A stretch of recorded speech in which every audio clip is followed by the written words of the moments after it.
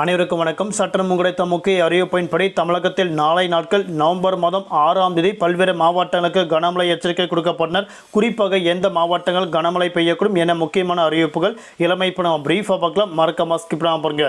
உங்களுக்கு தமிழக அரசு பற்றியும் தமிழக அரசு கொடுக்கக்கூடிய பல்வேறு சலுகைகள் பற்றியும் கனமழை எச்சரிக்கை பற்றி பல முக்கிய அறிவிப்புகள் உடனுக்குடன் துல்லியமாக தெரிந்து கொள்ள நம்மளோட சேனலை கீழே இருக்கிற பட்டனை கிளிக் பண்ணி சப்ஸ்கிரைப் பண்ணிக்கோ, பக்கத்துல பெல் பட்டனை கிளிக் பண்ணிக்கோ.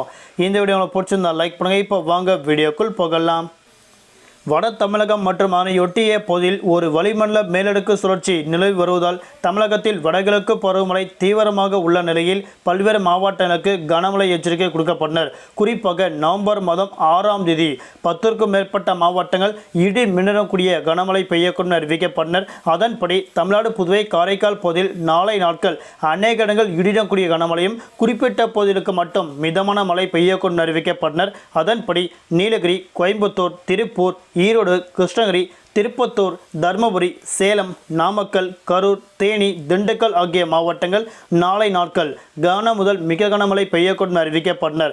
நாளை மறுதினம் நவம்பர் மாதம் 7ஆம் தேதி தமிழ்நாடு, புதுவை, காரைக்கால் பகுதியில் பெரும்பாலான இடங்களில் கனமழை கொட்டித்திருக்கும் அறிவிக்கப்பட்டனர்.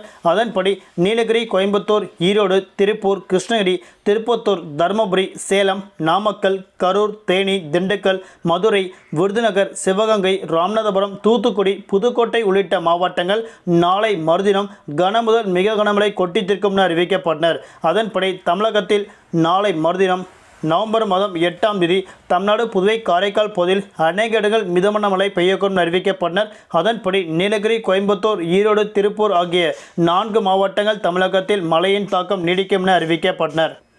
குறிப்பாக தலைநகர் சென்னை மற்றும் புறநகர் பகுதிகளில் அடுத்த 24 மணி நேரத்திற்கு வானம் பொதுவாக மேகமூட்டத்துடன் காணப்படும்.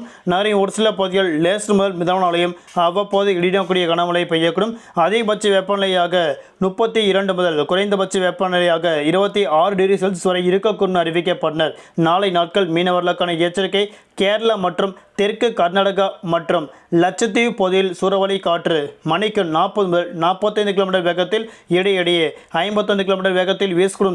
மீனவர்கள் அப்போதைக்கு மட்டும் மீன்பிடிக்க செல்ல வேண்டாம் என அறிவிக்கப்பட்டனர். நன்றி, வணக்கம்.